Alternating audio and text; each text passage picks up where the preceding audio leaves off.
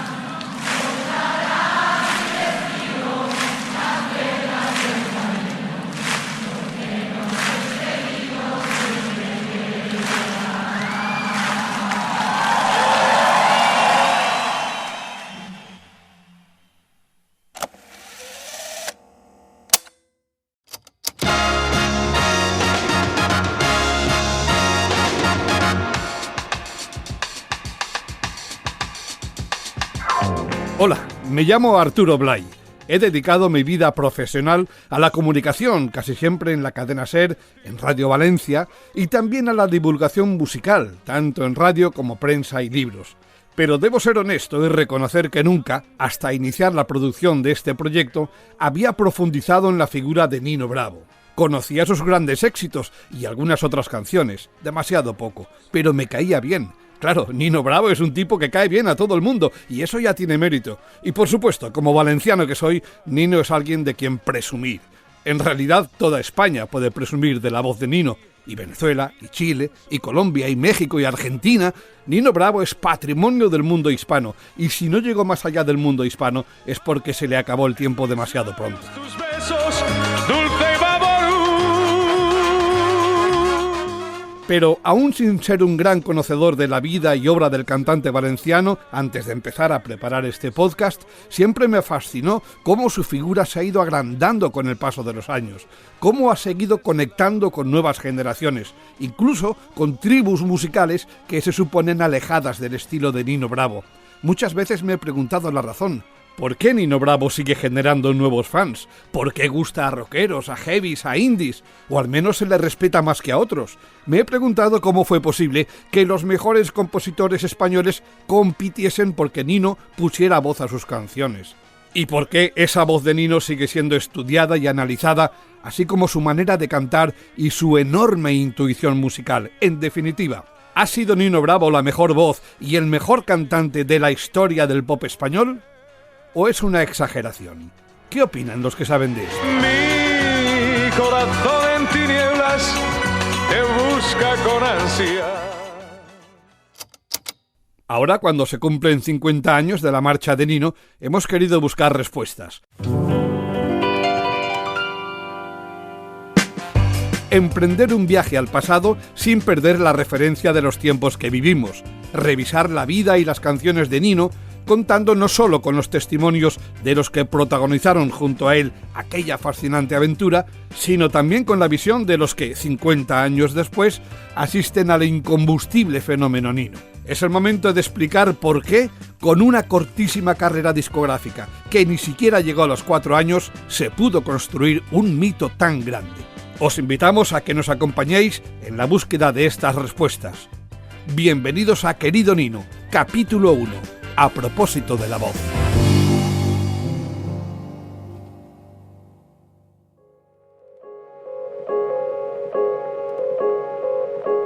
Querido Nino es un podcast servido en 10 entregas, en las que vamos a recorrer la vida de Nino Bravo desde su nacimiento en Ayelo de Malferit hasta su muerte en Villarrubio, en la Nacional 3, y cómo ha evolucionado su figura en los 50 años posteriores. Conoceremos al Nino serio y exigente en el trabajo y al campechano y divertido en la intimidad. Bucearemos en su discografía, sabremos cómo y por qué eligió canciones y compositores.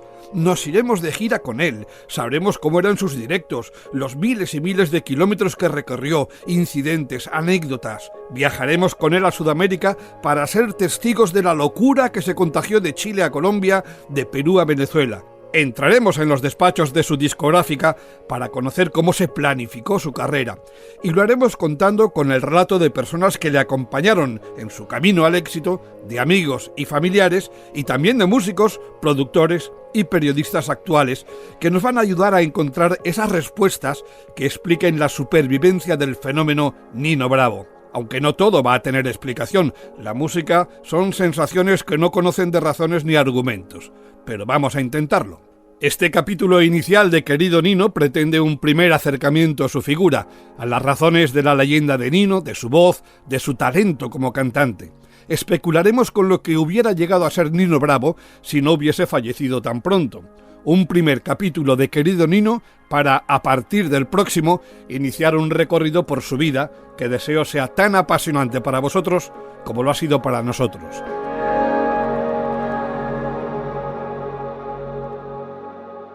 Nuestro primer objetivo es saber qué impacto ha tenido Nino Bravo en la figura de músicos, productores y periodistas de la actualidad. José Manuel Casañ, líder y cantante de Seguridad Social, es una buena referencia. Ellos apostaron por versionar algunas canciones de Nino Bravo hasta el punto de que desde hace muchos años la banda cierra sus conciertos con Un beso y una flor, como hemos escuchado en la intro de este primer capítulo. Casañ retrocede hasta sus primeros recuerdos de Nino Bravo. Pues mira, sobre todo del R12 familiar de mi padre con el cassette de Nino, de todos los cassettes de Nino Bravo, que mi padre era vamos, fan absoluto de Nino Bravo, nos puso a todos Nino Bravo. Yo era más de los Beatles y tal y todo esto, pero bueno, no tuve más remedio que claudicar porque... ¿Sabes lo que pasa? Que, bueno, como en todas las generaciones nos queremos cargar a la anterior, evidentemente, ¿no? Pero aún así yo creo que hay artistas que sobrepasan las generaciones, y este es el caso de Nino.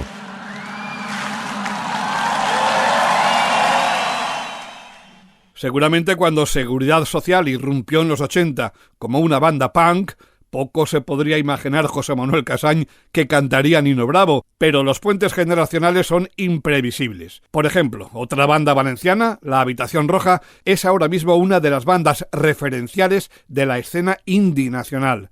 A priori, en las antípodas de la música de Nino Bravo, pero su cantante Jorge Martí no opina lo mismo. Yo creo que es un personaje súper reivindicado y respetado por los músicos contemporáneos. No sé si la gente ahora más joven o la gente del rollo urbano lo tiene controlado, pero para mi generación, Nino Bravo, sí, siempre ha sido una suerte de, bueno, como los grandes crooners, ¿no? Del americanos o británicos, ¿no? Así es, nuestro habitual empeño en catalogar y encasillar a artistas choca con la realidad, y esa realidad dice que en el concepto de modernidad, que ahora por ejemplo representa en La Habitación Roja, cabe también una figura como Nino Bravo. Rafa Cervera, conocido periodista y novelista, y que con frecuencia ha divulgado su interés por algunos iconos del rock, también cree en esa visión de Nino Bravo como un artista moderno. Era un tipo osado, era un tipo audaz y le gustaba investigar y probar cosas, no le tenía miedo a nada. El problema que tenía era que la industria del disco era como era y lo querían amortizar y explotar de una manera muy determinada. Entonces supongo que era muy difícil poder hacer determinado tipo de cambios o de experimentos. Pero yo creo que Nino Bravo, al menos en sus intenciones y en su política creativa, era un gran moderno, y lo hubiese sido mucho más si lo hubiesen dejado y, por supuesto, si no hubiese fallecido tan joven. Y otro que defiende la modernidad de Nino Bravo es Guille Milky Way, productor y líder de la Casa Azul, responsable de Nino Bravo en Libertad, la última gran propuesta discográfica con las canciones de Nino.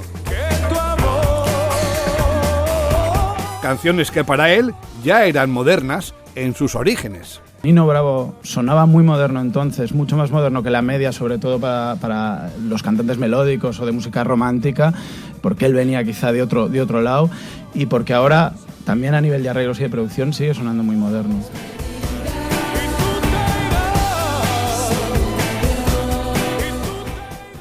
Empezamos ya a entender por qué el fenómeno Nino Bravo no se ha quedado anticuado, ni se ha apagado con el paso del tiempo, más bien al contrario. Sole Jiménez, actualmente una de las mejores voces de nuestra escena, le otorga vital importancia al repertorio que eligió Nino. La clave era su manera de cantar, su potencia y su manera de interpretar y la elección de las canciones. Y es que eran himnos, se han convertido en himnos. Entonces los himnos son atemporales, no responden a modas y los prejuicios no les asaltan como a otras canciones, ¿no? Que es lo que ha pasado, ¿no? Con sus canciones, ¿no? No extraña, pues, que la leyenda siga creciendo, aunque no siempre ha sido así. Y durante algunos años, especialmente en los 80, sí parecía que el legado de Nino Bravo iba perdiendo protagonismo e incluso cierto respeto, como señala el periodista Eduardo Guillot. Ha habido durante muchos años, que a Nino Bravo se le ha identificado con algo como rancio, y a mí me recuerda mucho lo que pasó con la copla, ¿no? Que después de muchos años de considerarse una cosa rancia, se ha descubierto unas letras, unas músicas, unas figuras de la canción que tenían una personalidad y que son historia de la música y que no se pueden soslayar como se hace muchas veces de un plumazo, ¿no? Y en el caso de Nino Bravo yo creo que es evidente que es uno de los cantantes más importantes que ha habido en la historia de la música en castellano. Curioso lo que señala Eduardo Guillot, pues uno de los grandes letristas de la copla, Rafael de León, contribuyó enormemente al éxito de Nino Bravo como autor de la letra de Te quiero, te quiero. Mi voz igual que un niño te pide con cariño.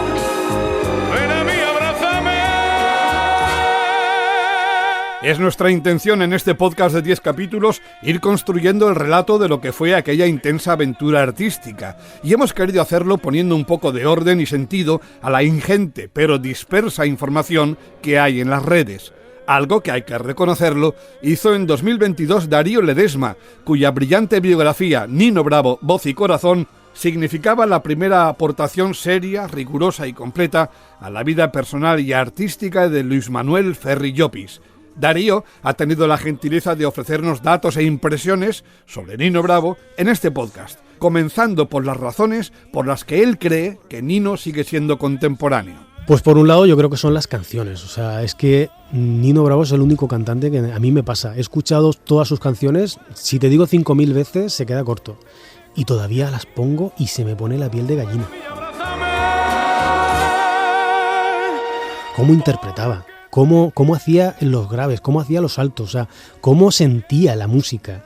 Por un lado la interpretación suya y por otro las canciones y el mensaje de las canciones. Yo creo que es un cúmulo de muchas cosas, pero sobre todo es el sentimiento que tienen sus canciones, que tienen sus mensajes y que tiene su voz y su interpretación. O sea, es que no tiene otra. Y por eso nunca más saldrá otro Nino Bravo.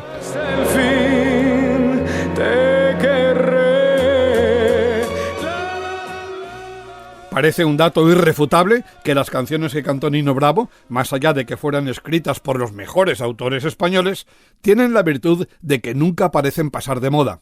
Carlos Pérez de Ciriza, periodista y escritor musical y editor de la revista digital Música, apunta a las razones de la eterna juventud de esas canciones. A ver, los arreglos de las canciones en su momento, más que modernos, me parecen clásicos, en el sentido de que nunca pasan de moda. Los arreglistas y los compositores que trabajaban para él, que eran de lo mejor que había en ese momento en España, yo creo que lo que hacían es algo que está fuera de modas. No es que sea moderno o sea antiguo, es que está al margen, ¿no? Es como si dijéramos su propia liga, ¿no? O sea, no puede pasar nunca de moda porque nacen clásicos ya. Clásicos en el sentido no de antiguo, sino de intemporal. Eso es lo que quiero decir, intemporal.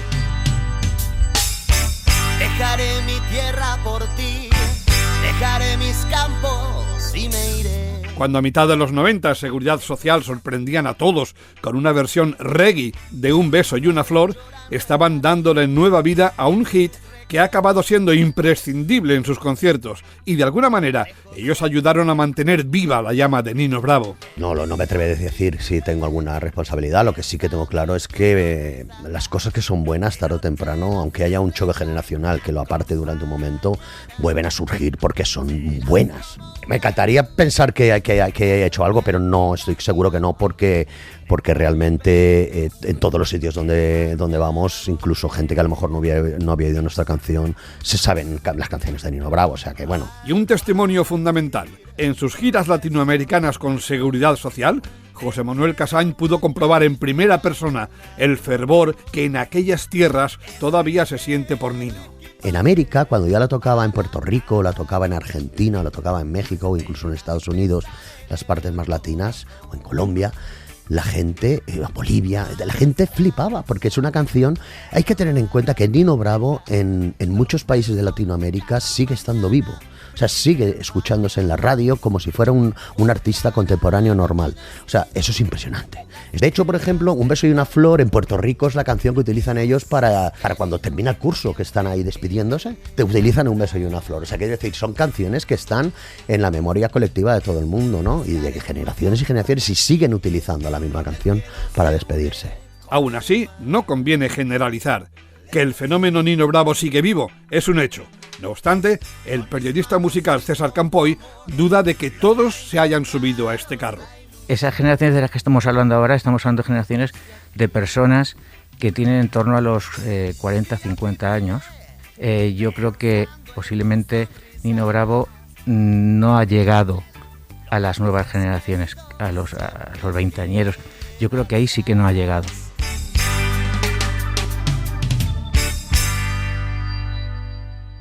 Como hemos apuntado en la introducción de este primer capítulo de Querido Nino, al final de la serie intentaremos conocer la respuesta a varias preguntas, y una de ellas es: ¿ha sido Nino Bravo la mejor voz de la historia del pop español?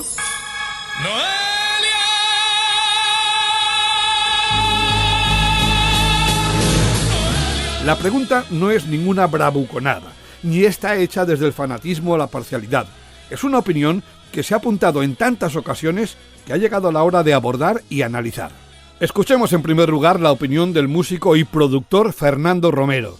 Él es una persona íntimamente ligada a la historia de Nino Bravo, y aunque su relación fue muy corta, quiso la fatalidad que viajaran en el mismo coche el día del accidente. Fernando Romero era parte del dúo Humo, que Nino quiso producir.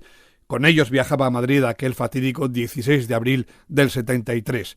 Fernando continuó su carrera musical como cantante y productor, impulsando estudios de grabación en Valencia y llegando a ganar el Festival de Benidorm de 1993 con Romero y sus amigos, y con una canción, Sabe de Amigos, compuesta junto al presentador Pablo Motos. Vamos, que sabe de lo que habla. Era el mejor cantante de lengua hispana, para mí. Pero, ¿qué habría sido luego si hubiera cantado en otros idiomas? Y desde el punto de vista artístico, pues posiblemente la mejor voz que este país haya dado y que dará, ¿no? Con el paso de los años, la voz de Nino Bravo, y sobre todo después de 50 años, que siga la leyenda tan sumamente viva, que esté pasando a generaciones, que hasta los karaokes sea también, pues, todo el mundo quiere hacer sus pinitos. Eso es magnífico. Y en España es muy grande todavía lo que hay, pero fuera de España...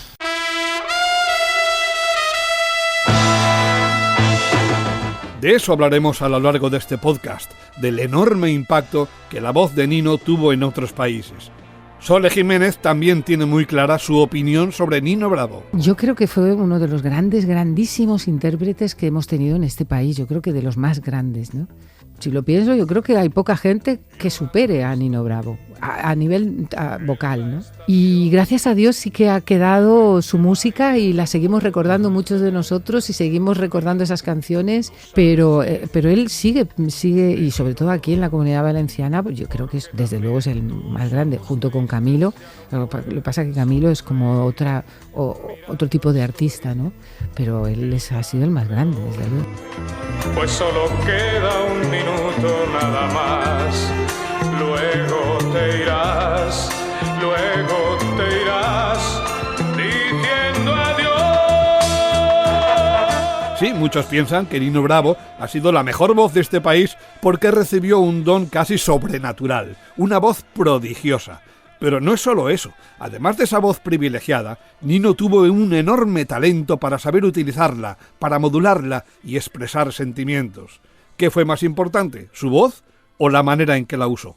Le preguntamos a Jorge Martí, cantante de La Habitación Roja. Para mí, aparte de tener el don, yo creo que un cantante tiene que tener el feeling, el alma, ¿no? Que muchas veces en muchos de estos programas de La Voz o de Operación Triunfo ves gente que tiene mucha técnica y tal, pero a lo mejor no tiene ese carisma. La capacidad de emocionar al oyente que tenía Nino Bravo está incluso, es casi más potente que su voz. Supongo que es un todo, ¿no? Siempre hablamos de la gente que escribe canciones, compositores, tal, pero bueno, lo importante que es un intérprete, ¿no? Que sea capaz de coger una canción y hacerla mejor incluso de lo que esa canción es y transmitirla de esa manera, ¿no? En la misma época que Nino triunfó, incluso algunos años antes, lo hizo otra gran voz valenciana, la cantante Dova. Ambos entablaron una buena amistad, incluso participaron juntos en el famoso programa Pasaporte a Dublín, que buscaba representante español para el Festival de Eurovisión del 71. Hoy, Dova, ya retirada de la vida pública, nos habla sobre la voz de Nino Bravo. Yo, Nino, es que le vi desde el principio. Si sube muchas notas una persona, un cantante, ¡ay, cuánto sube! No, la calidad, el alma que pone en lo que está haciendo, que está sintiendo lo que está diciendo. Y yo enseguida capté el sentimiento dentro de esa fuerza, de esa voz fuerte. Y la potencia que tenía, que era formidable. Bueno, pues dentro de todo eso había un sentimiento, ¿sabes? Como que si el alma formara parte. Y Nino tenía todas estas cualidades. Ahí tenemos las dos grandes fortalezas de Nino, una voz prodigiosa y un talento innato para usarla y para transmitir sensaciones. Y otra cualidad que no son pocos la que la han destacado, su perfecta dicción. Para Pepe Juesas, guitarrista de los Superson, la banda que acompañó a Nino en sus conciertos, ese era también un rasgo distintivo. Tus promesas bajo el sol. La técnica vocal era perfecta, porque aparte de que tenía un timbre de voz, y con el timbre de voz se nace, eso no se estudia, el timbre se nace. Y luego aparte de eso, tenía un fraseo tremendo, acababa todas las letras que adolecen muchos cantantes. Si tienen que decir me siento feliz, eso tienes que hacerlo para que el micrófono lo capte. Hay muchos que el feliz, eso se pierde. Y luego la forma de interpretar. O sea, él vivía la canción, pero vivía la canción porque luego sabía que tenía que transmitirle esa vivencia a la canción. Entonces, para que la gente que lo estaba escuchando viviera esa historia, primero tenía que vivirla él. Y él la vivía. Preguntarnos si Nino Bravo ha sido la mejor voz del pop en español no es poca cosa. El simple hecho de plantear la cuestión ya implica hablar de una voz excepcional, con unas cualidades extraordinarias que ha seducido a generación tras generación. ¿Pero por qué? ¿Cuál es el elemento diferencial? Se lo preguntamos al productor y músico Guille Milky Way de la Casa Azul. Yo te voy a dar mi opinión, que además la he meditado durante muchos años, porque yo mismo me he hecho esa pregunta a mí mismo. Nino Bravo tiene, porque técnicamente es excepcional, sí, pero hoy en día la técnica es algo que se aprende y que no es todo. Nino Bravo tiene una característica única e incomparable, que es que, aparte del registro amplio, esta tesitura amplia, cuando él canta en una tesitura baja, te susurra, ¿no?, al oído. Es un cantante muy pop, tiene mucho aire, abraza las canciones de una manera, bueno, te está susurrando, te abraza, digamos. Cuando está en la máxima nota por arriba, de máxima potencia, intensidad y épica,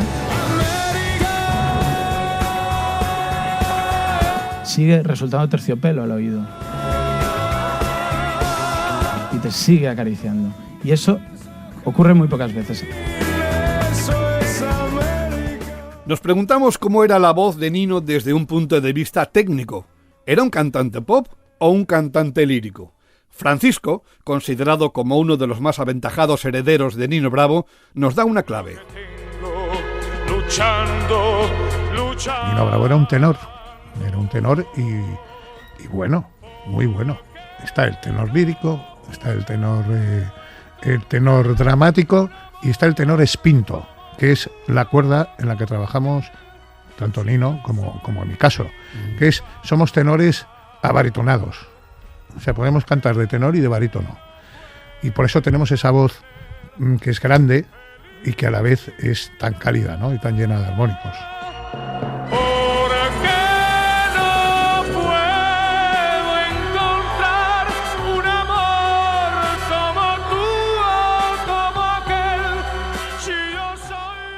Pero hay una diferencia, o muchas, entre Francisco y Nino Bravo.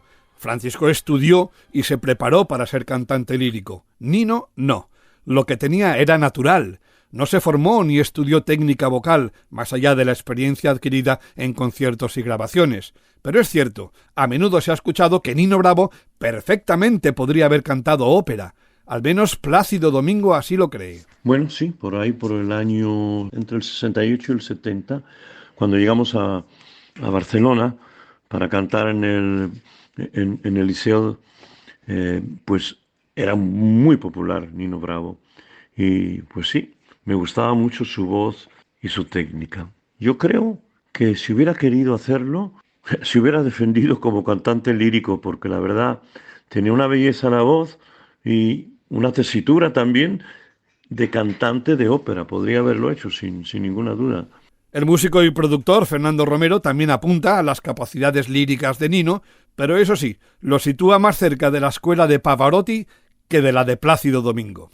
Pavarotti puede cantar con U2, que puede cantar con John Denver, que puede cantar con quien te dé la gana, pero no va a desentonar. ¿Por qué? Porque tiene una voz blanca. Tenía una voz blanca. Plácido Domingo no. Voz de Plácido, que es un grandísimo cantante, es una voz engolada. Para ligar, para casar, para que haya química con alguien, es muy difícil. Pues Nino tenía la voz blanca. Nino era de la escuela de Pavarotti, bueno, a lo mejor ni lo conocía, pero tenía una escuela de voz blanca, muy de cantor de Viena, por decirlo de alguna manera. Entonces él no entraba, no entraba así, te quiero, muy suave. Él utilizaba el vibrator en la parte final como un buen cantante para afianzar la afinación, no a mitad en plan capruno. Y eso era natural en él. Eso yo creo que nadie le había enseñado. Él lo había aprendido a base de actuar en bolos, actuar en orquestas, actuar donde fuera. Eso se aprende y lo llevas. Y si no, no lo llevas, porque yo no creo que tuviera un maestro de canto. Si lo tuvo, yo lo desconozco.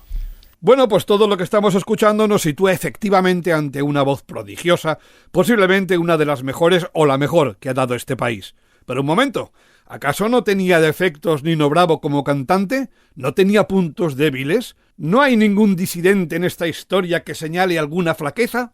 Pues sí, Enrique Ginés. Él es una de las voces de referencia de la radio valenciana de los 60 y los 70 y buen conocedor de la escena musical de aquella época.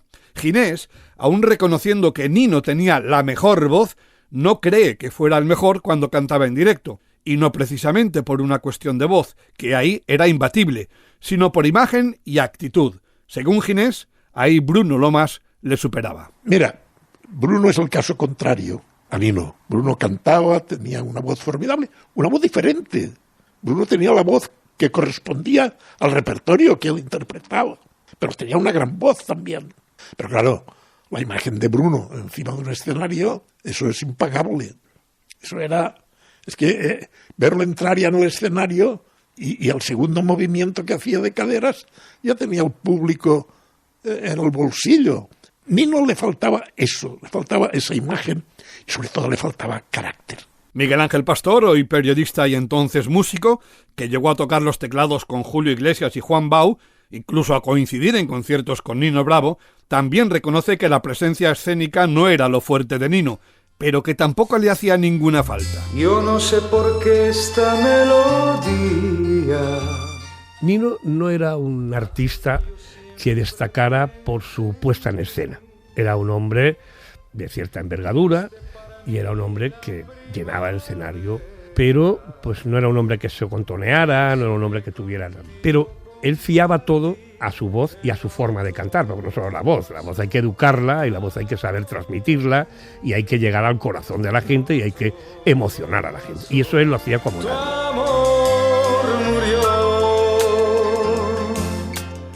Bien, pues tenemos ya una mejor idea de las razones que construyen la leyenda de Nino Bravo. Hemos analizado su talento como intérprete y las cualidades de su voz. Y queda por responder una última pregunta. ¿Hasta dónde hubiera llegado Nino Bravo si no hubiera fallecido tan pronto?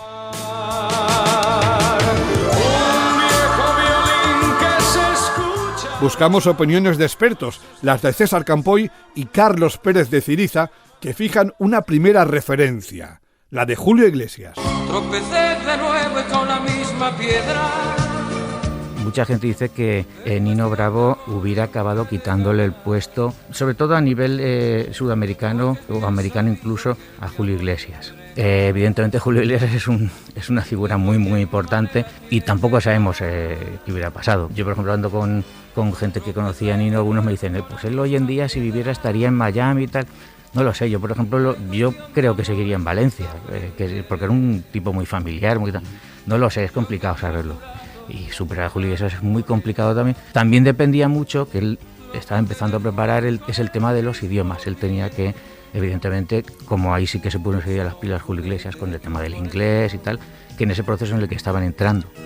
Me embrujaste al verte y tus ojos verdes. Nino Bravo podría haber sido una especie de Julio Iglesias, pero adelantado a su tiempo, ¿no? De alguna manera. Tenía todas las trazas, aunque también es verdad que su personalidad seguramente no es parecida a la de Julio Iglesias. Era un tipo más serio, más adusto, ¿no? Digamos, en las formas, como muy responsable, no tenía a lo mejor esa planta de galán que sí que adjudicamos siempre a Julio Iglesias, ¿no? Que es el protagonista de todos los memes del mundo que nos enviamos por el móvil, ¿no? Pero sí, podría haberlo sido, desde luego. La vida sigue igual.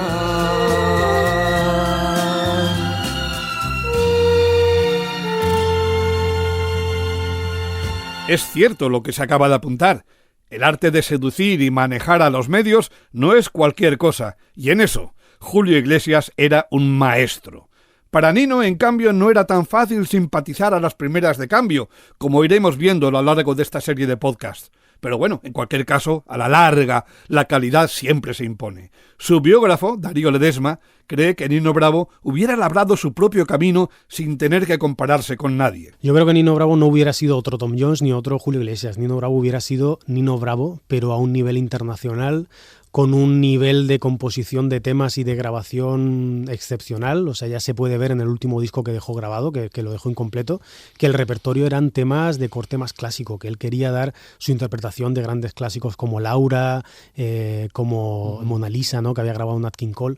Y creo que su camino iba por empezar a internacionalizar su nombre.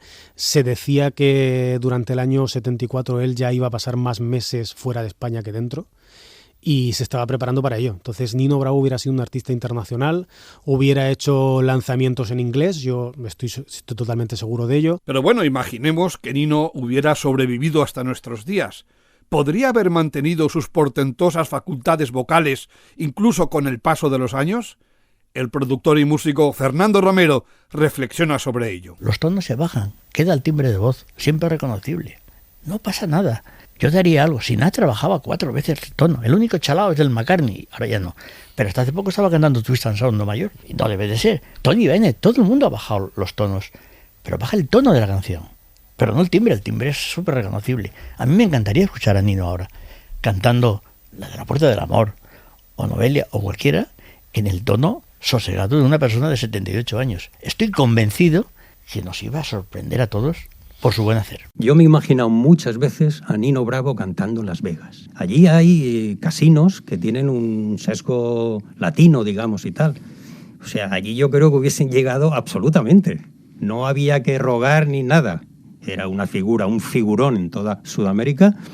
Yo creo que allí hubiera sido, y además con sus looks esos especiales que él, en fin, tenía. Pues no estaría nada mal, como dice Vicente Fauvel, ver a Nino Bravo en Las Vegas, una ciudad a la que, por cierto, cantó en sus inicios, como veremos en el próximo capítulo. Aún así, otras voces advierten de que no hay que dar nada por seguro. Al final, como digo siempre, opinar sobre Nino Bravo es bastante complicado a partir de decir lo que yo ya he dicho. ¿Por qué? Porque lo otro no lo sabemos. ¿Qué hubiese sido Nino Bravo? No lo sé. Podría no haber llegado a nada. Ahora, murió en un momento en que lo poco que hizo era tan bueno que ahora se le resucita cada día. Nunca sabes cómo podría haber evolucionado porque nunca ha llegado a tener decadencia, ¿no? Lo que comentábamos sobre Bruno Lomas. Bruno Lomas es un cantante que también murió joven, pero murió más tarde que Nino Bravo, obviamente, y además de una forma parecida, ¿no? Desgraciadamente también en la carretera.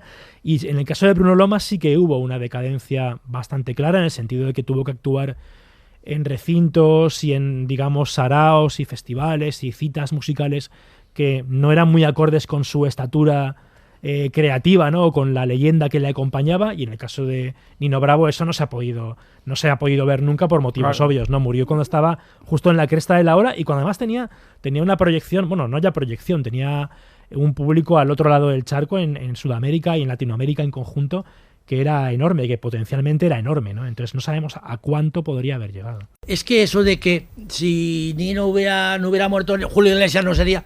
Eso me parece una barbaridad. Aquí hay sitio para todos. Entonces, si Nino pues hubiera ido, pues Nino estaría en su sitio, y Julio Iglesias estaría en su sitio, y el otro estaría en su sitio, ¿no?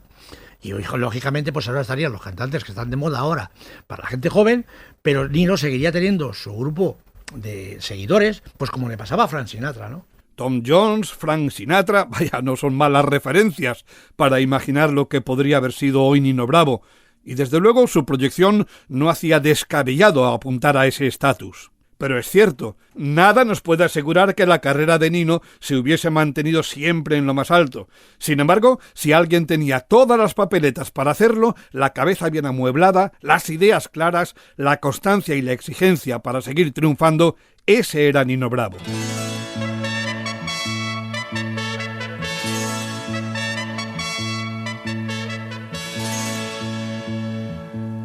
Toda esa constancia y autoexigencia la demostró durante los muchos años que luchó para conseguir el éxito, superando momentos de desánimo y más de un fracaso, un empeño porque su voz fuera conocida y en el que trabajó muy duro desde aquel día en que, a un adolescente, escuchó en la radio a Domenico Modugno. Tenía 15 años y en ese mismo momento decidió que sería cantante. Por delante, un largo y duro camino que os invitamos a recorrer con nosotros a partir del próximo capítulo de Querido Nino. Nos amamos creciendo en los valles, por los pastizales robaba tus besos, tu pelo muy suelto jugaba en el viento y yo te quería con todo mi tiempo. Querido Nino, la historia revisada de una voz legendaria. Un podcast de Radio Valencia. Dirección y narración Arturo Blay. Montaje sonoro Santi Botella, con la colaboración de Clemente López. Voces adicionales Jesús Sánchez Yeste, José Francisco Martínez Cortijo, María de los Ángeles Hernández Collado, Quique Lencina Peris, Juan Martínez Blanco, Julio López Fonseca, Clemente López Martínez, Mónica Farré Labrador, María José Aledón Oliver, Alejandro García Pileño y Francisco Javier Sierra Fernández. Patrocina Milari Coca-Cola. Radio Valencia Cadena Ser.